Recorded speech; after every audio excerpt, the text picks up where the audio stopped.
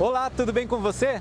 O programa de hoje vai resumir tudo o que aconteceu nesta semana aqui na Assembleia Legislativa do Paraná. Para você entender um pouco melhor de como funciona um grande expediente, eu vou te passar umas dicas. Vamos lá! Aqui sentam os 54 deputados do Paraná.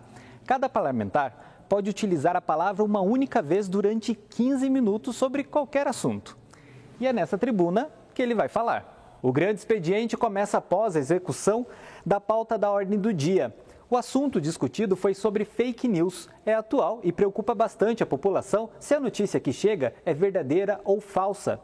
A nossa repórter, Franciele Galo, acompanhou esse dia e conta pra gente. Você já deve ter ouvido falar em fake news, termo inglês para notícias falsas, que geralmente são divulgadas em blogs, redes sociais, WhatsApp, internet em geral, como se fossem verdade. Mas como identificar a notícia verdadeira antes de compartilhar? Hoje mesmo recebi uma notícia falsa, me falaram que ia ter um golpe militar, que iam tirar todo o pessoal do governo por causa dessa paralisação que está tendo dos caminhoneiros, né? Então eu passei por isso hoje e acho que eu sei bem o que é, né? E acho que é uma situação bem complicada, porque aí você não sabe realmente o que está acontecendo, você não tem muita ideia em quem pode acreditar, se uma informação ali é verdadeira, onde você pode buscar, né? Se dá para acreditar no que as pessoas estão falando. Já me passaram mentiras e eu também já passei para frente, depois que eu fui ver que era mentira. Ainda mais de cantores que morreram, isso, aquilo. Mas nem procurei, depois que eu fui ver que era mentira. E daí depois disso aprendeu? Aprendi, nunca mais. Procuro antes de ver. Pensando nisso, a Assembleia Legislativa do Paraná abriu espaço para a discussão do tema durante o grande expediente. Uma proposição do deputado Felipe Francischini. Bom, as fake news é um assunto que tomou todo o debate político internacional e no Brasil é um debate que ainda não começou efetivamente. Nós temos mais de 130 milhões de brasileiros no Facebook e em outras redes sociais. É a terceira população que mais passa o seu dia na internet e hoje uma das maiores fontes de informação das pessoas são as redes sociais. Então é importante porque a gente viu a influência que teve nas eleições norte-americanas de 2016 e esse, como é um ano eleitoral, com certeza haverão muitos casos de fake news. Eu vejo que a principal resolução desse caso passa pela educação, pela conscientização das pessoas não compartilharem qualquer notícia na internet, que primeiro elas pesquisem e aprendam a pesquisar tanto no Google ou em outras redes abertas da internet, toda a informação que elas querem propagar. E eu faço também um alerta muito grande que o Senado norte-americano, na figura do senador Ted Cruz, e também o Parlamento Europeu, há muito tempo tem denunciado o Facebook por não ser mais um fórum político neutro. Ou seja, há muita dúvida sobre a neutralidade do Facebook do ponto de vista ideológico esquerda-direita. Muitas páginas de direita, de conservadores e liberais na economia têm sido excluídas do Facebook, o que levou o Zuckerberg ao Senado americano, e ele não soube explicar por quê. Mas ele confirmou que a maior parte dos operadores, daqueles que trabalham no Facebook, tem o viés da esquerda. Isso preocupa muito, não por causa do debate ideológico de se é direita ou esquerda, mas porque isso influencia, sim, as eleições presidenciais no Brasil e no mundo. Daniel Nascimento, empresário e especialista em segurança digital, e Daniel Hortêncio de Medeiros, professor e consultor em produção de conteúdo digital, foram os convidados. Apresentaram para os deputados 2 projetos que visam diminuir a propagação das fake news. O primeiro projeto é o Fake News Autentica, que já é um projeto que tem tido bastante relevância nacional. Nós estamos tentando combater a fake news dessa forma, partindo do marco zero, de uma forma intuitiva e uma forma simples. Então, com a hashtag Fake News Autentica, você consegue identificar se aquela notícia é verdadeira, falsa ou está sob análise. A ideia é trazer algo intuitivo para a geração Z. E o outro projeto é o projeto das escolas e das faculdades, onde nós ensinamos de uma forma intuitiva o pessoal do ensino médio, o pessoal graduando, em identificar uma fake news para nos propagar. O trabalho ele é de formiguinha, é todo dia, toda hora, todos os professores, todos os agentes da comunidade escolar, exigindo, se leu, indique a fonte, se só tem uma fonte, procure outra. Se o professor falou, verifique. Isso, inclusive, funciona muito bem para combater a doutrinação também.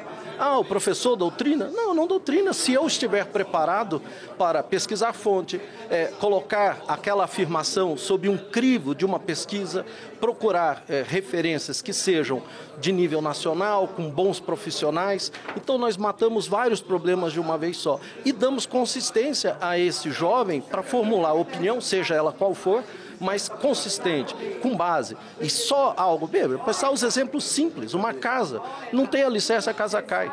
Então nós precisamos ter uma juventude que tenha fundamento, seja a opção que ela tiver, mas que essa opção tenha consistência para aí sim mudar alguma coisa. Desta forma, o importante é pesquisar sempre, antes de passar qualquer informação adiante. É uma coisa que eu sempre faço e, normalmente assim, se eu vejo que não são os meios tradicionais de divulgação, eu já fico com um pé atrás. Como é que você faz para pesquisar se é verdade ou não a notícia? Primeiro eu procuro ver o quanto ela foi divulgada, sabe? Se foi só um site ou dois que divulgaram, a chance para mim de ser falsa é muito grande. É isso mesmo, Franciele, esse tema é muito importante. Bom, além dos deputados passarem aqui na tribuna, alguns convidados são chamados para debater o tema.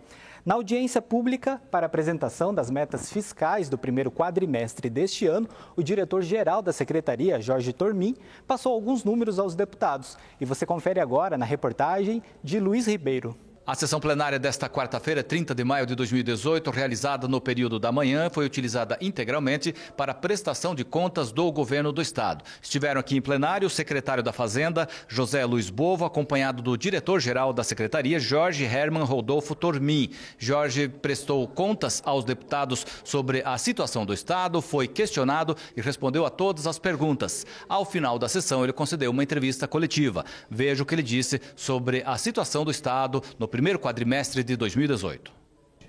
Bem, nós continuamos com as contas equilibradas. Essa situação fiscal do Estado já vem já há algum tempo e nós estamos mantendo o equilíbrio fiscal das contas públicas. Estamos fechando agora com um resultado orçamentário da ordem de 1,5 bilhões de reais.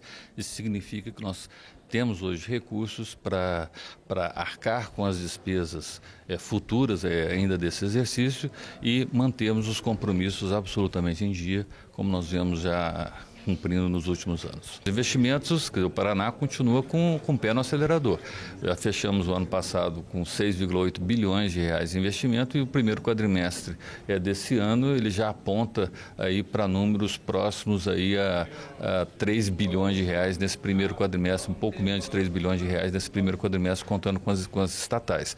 Então nós imaginamos que a nossa meta de 8,4 bilhões para esse ano a gente vai conseguir atingir também, o que vai manter o Estado do Paraná em primeiro lugar entre os estados brasileiros com maior nível de investimento.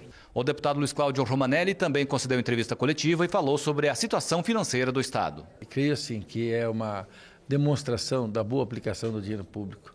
O Paraná reduziu a sua dívida, ao mesmo tempo aumentou o seu investimento, não é?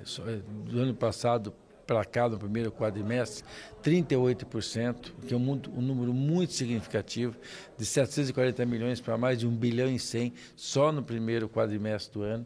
Esses investimentos têm se traduzido em melhoria de qualidade de vida para o povo paranaense, fundamentalmente de investimentos, mais de 750 milhões de reais estão sendo investidos nos municípios em obras, ações, equipamentos, veículos, que melhoram o atendimento das prefeituras às suas populações. Então, o dinheiro está sendo aplicado para quem tem que ser o destinatário, ou seja, especialmente a população mais pobre, carente, né, que precisa ter melhor infraestrutura, precisa ter saúde adequada, e enfim, ser cuidado, né, que é para isso que serve o governo. Como você viu, o grande expediente é onde a Assembleia Legislativa coloca em prática tudo o que determina a lei. Representa o povo, elabora a legislação e também fiscaliza o Poder Executivo e o uso de recursos públicos. Você também pode participar e conhecer sobre a Casa de Leis, entrando no site alep.pr.gov.br e também as redes sociais. Participe! Essa casa também é sua.